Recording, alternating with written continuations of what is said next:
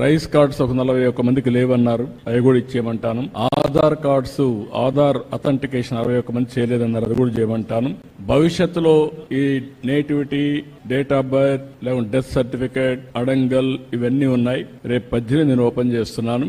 ఒక WhatsApp governance పెడుతున్నా. మీరు ఏ పని ఉన్నా మీరు ఒక లెటర్ పెట్టేస్తే మీకు కావాల్సిన సర్టిఫికేట్ ఆటోమేటిక్ గా మీకు వచ్చేట్టుగా యాక్సెస్ ఇచ్చేస్తాం. మీరు ఏ ఆఫీసుకు పోయే పని లేదు. టు స్టార్ట్ విత్ 150 సర్వీసులు ఇస్తాం.